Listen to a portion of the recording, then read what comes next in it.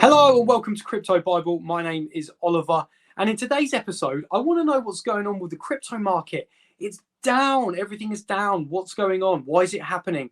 I need some answers. So I've got two experts on with me today, Andrea Dalla and Elliott Rayne of Planet Crypto. So I'm going to bring them both in, and we're going to get stuck in straight away, and I'm going to start asking them some questions. So let's bring them in.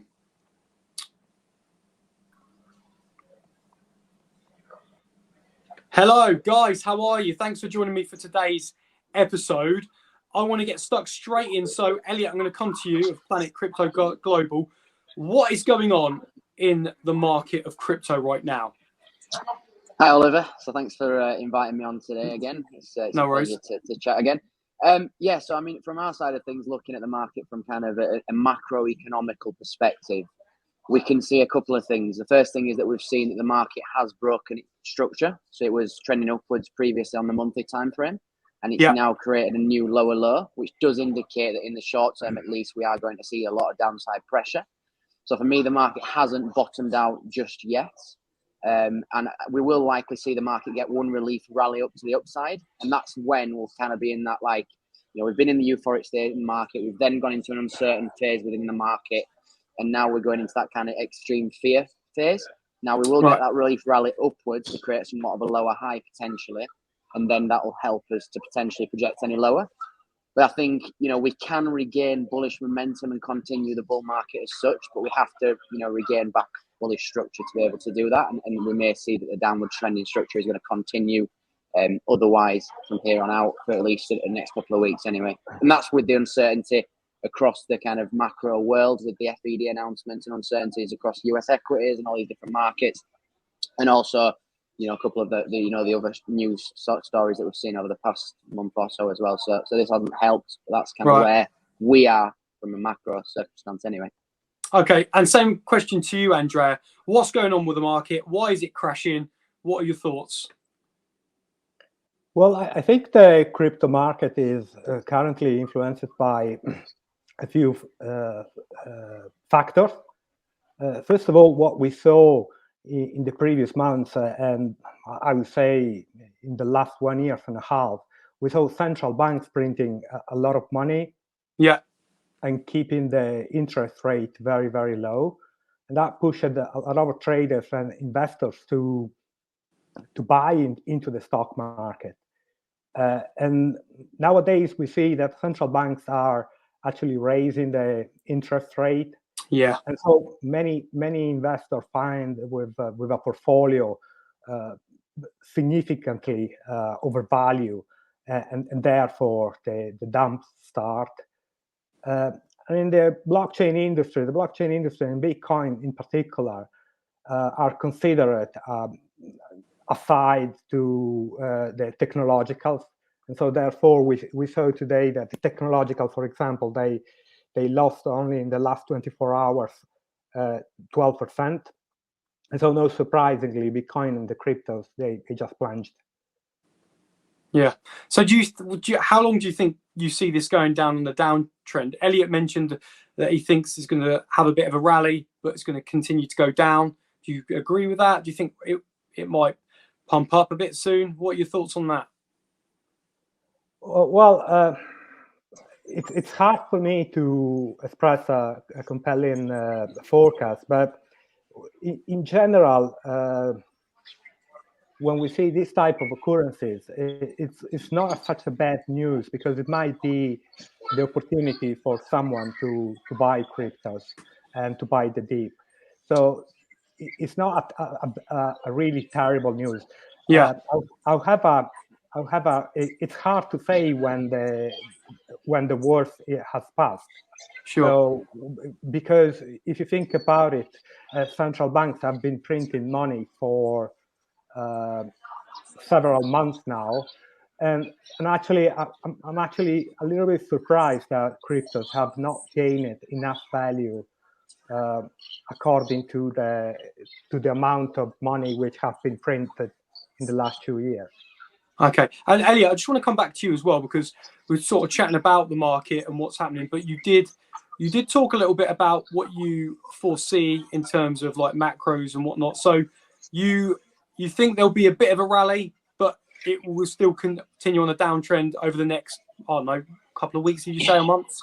Yeah, I mean, for me at this moment, we're going to see the normal trending structure of a market. If it's trending upwards, you're continuously forming higher highs and higher lows as a market structure. And in a downwards trending structure, you're forming lower lows and lower highs. Right. So we've now made a new low. So it would only make sense to, if we are going to continue downwards, make a lower high at some point, which will be our at least like a little relief rally. Yeah. So anyone managing portfolios at this point, you know, there's a couple of things I'd say to people. You know, if you are already in solid fundamental projects, a lot of them will become undervalued versus, you know, a lot of these projects now are, number one, making money, and number two, the technology is a lot stronger than what it was, you know, in 2017, 2018 or whatever. So yeah, they will go undervalued. But my thoughts is that we're going to see the market get that relief rally, and then it'll be judgment as to whether we see, well, actually, do you start to kind of scale out of some positions and reinvest lower if we are going to continue, you know, trending downwards as a whole, or does the market regain momentum? I think it's probably going to be the former. We start to see potentially a lower high made within the market because we made a new low. Yeah. So that may be opportunity for people to look to potentially dilute some positions in their portfolios, keep a core portfolio, and then from there start to dollar cost average down if we do start to see the market continue trending downwards. This can all be wiped out because what you got to take into account with crypto is there are a finite amount of people that control the movement in this market. It's a low liquid, it's an illiquid market as a whole. Yeah. So people can manipulate it very, very easily. So the fact that we've actually broken structure to an extent in the monthly trend, it could be somewhat of a fake out, and we could see the market regain momentum and regain structure once again. And if that case happened, I'll make sure that we update people, but I will be regaining bullish momentum in my brain about kind of a bullish bias as a whole. But now from a kind of technical perspective, that's what we can see. And obviously fundamentally, you know, with exactly what Andrea has mentioned about all the kind of macro circumstances as well, it doesn't look amazing. But yeah, things probably will get undervalued, I would say, versus its real world value anyway. So, okay, a question for you both now. Because Andrea, you mentioned this. You said about one strategy is, you know, buy the dip. So in this, you know, market that's crashed at the moment, what cryptos do you see? If people are taking the mindset of this is a sale, this is a great opportunity, and this isn't obviously any financial advice or whatever, but what would you say are amazing bargains right now with cryptos that you can see performing well, you know, after this and performing well? So what projects out there? Andrea, I'll come to you first. Well, you put me a little bit on the spot with that question, but do you want me to go first, Andrea? Do you want yeah, why not? Why not? He's going to say global please, help me out. Yeah. No, yeah. Go. Absolutely. I mean, so us personally, kind of internally, we're looking at alternative chains to Bitcoin, a lot more of the public chains. So we're firmly of the mindset that over time, because of Ethereum 2.0 and the proof of stake model, that Ethereum will flip Bitcoin in terms of market capitalization. Okay. Now, and that's where we're building all of our portfolios around. Now, some of the chains that we're looking at this moment in time, Phantom, you've got Phantom Sandbox, Mana, obviously with the NFT and the kind of metaverse stuff. We're looking at Avalanche. We're looking at alternative chains that are either speeding up transactions, TPS, or actually making more secure or lower fees. So you got, again, Avalanche, Solana, for example, Harmony One. So they're what we're looking at internally. It's all the public chains alternative that kind of, you know, tweak certain things on Ethereum's network or have their own bespoke chain that kind of solve a more unique problem. Okay, so there would be your kind problem. of bargain buys, as we're kind of calling them at the moment. All right then, Andrea, what would you say? Well, before answering the question, I like to point out that despite the crypto is following the technological in the stock market, blockchain industry and cryptos in general are also exposed to other type of disaster. And those type of disasters, they might actually impact even heavier than what happened in the stock market. So, for example, at the horizon, there are a few disasters in the crypto that might occur or might not. And one of these is certainly a possible Bitcoin mining ban enforced by the European community. And so there will be no influence done by the stock market on the cryptos if that happens, because that would be definitely a much stronger driver than anything else. So so there are this type of contingency that might actually impact very heavily, and I think that the plunging, the crash of the crypto has started on November because some European executives are talking about this, and this is definitely a very bad news. Together with the Kazakhstan riots, it's something that gives a lot of concern over the industry. Now, I definitely agree with what Elliott said about what crypto to buy if you believe that we reached the deep. And those are certainly all the altcoins or the new blockchain, which are trying to, as Elliott said, to improve efficiency in the transfer fees and efficiency in general in the development of dApps. And so Solana for sure is one of them, as well as the others he mentioned. But allow me to express this comment regarding the long term. Okay. I'm definitely very much disillusionary about the long terms with this type of protocols and with this type of blockchains, because proof of stake is just a new narrative aiming to replace the proof of work, which has been proven very, very disgraceful.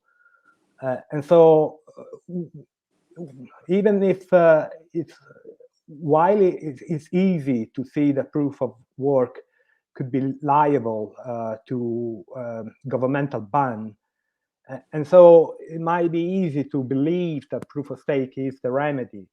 That is not true, and it's very much proven that it's not the remedy. In fact, we see during all these crypto crashes, we always see a blockchain based on proof of stake going much deeper than Bitcoin and those based on proof of work.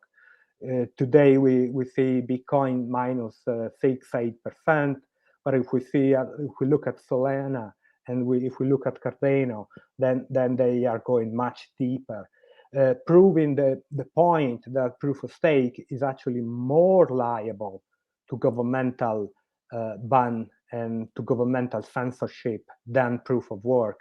And that is simply because proof of stakes create a concentration of power, a concentration of capital. And when you have big holders in a blockchain, they get much more scared from any bad news than a real decentralized network. Okay, brilliant. Right. So, okay, last question. Anyone that kind of, it feels like they're panicking, they don't really know what to do, they're feeling a little bit emotional because no one really knows what's going on, and the market's crashing. Elliott, what would you say? You've got investors with you. What advice would you give to people, how they're feeling right now, who are other investors in crypto? I'd say if you don't know much about kind of the market structure, verse up on that, and it'll give you a lot more clarity around, that we're not just going to go down forever, and that'll kind of deter you from selling. Also look into the theory of dollar cost averaging if you are wanting to, if you do believe in the projects that you're already invested in. And then focus, number 3 is focus on psychology and understand why the market works the way it does. We've got a lot of investors with us, and I say the first week that they come on board with us, we get a lot of messages on the forum. I get a lot of messages, over email or whatever. And then they go through their psychology that we teach them. And, this morning I have not had a single investor, and we've got over 100 high net worths. Not had a single investor message me. You said. And that proves that what we're doing is working. and Yeah. people aren't panicking. So focus on what drives the market from a psychological standpoint as well, and put yourself in the mind of, large holders, and have a long-term mindset, and you'll be fine. Perfect. Thanks, Elliott. And what would you say, Andrea, to anyone that's, panicking at the moment? They're worried that their crypto's going down, they're going to be liquidated. What would you say to anyone like that? Well, I would say to invest in projects that are reliable in terms of delivering a viable product.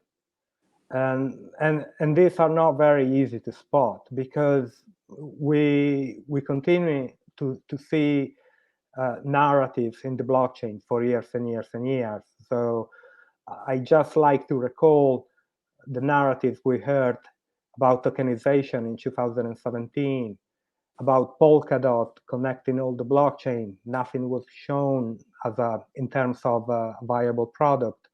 Then we hearing about DeFi, which is very interesting, but DeFi means decentralized finance. How can you build a decentralized finance if there is no decentralized network? So it's really difficult, but it can be possible to identify those projects which have really chances to come up with some delivery. And for example, those are definitely not NFTs, in my opinion. What is the value of these things which are so much hyped? But to me, they don't make sense at all, and therefore I didn't put my money in them. So I think the real recipe is to due diligence the project which have good chances to reach a viable product and adoption. Yeah. And these are things that work very well. Awesome. Just quickly, Elliott, you were shaking your head there. You agreeing with what you were saying about NFTs? Yeah, we had a conversation before Andrea joined us, and Yeah. I completely echo exactly everything Andrea just said. For me, I think the main thing with NFTs is it has a lot of value, and the technology and tokenization works. But it's got to be tied against something valuable and tangible in the world, right? And digital images. I've said it before. You click your right button on your mouse and save your image as it has no value. Yeah.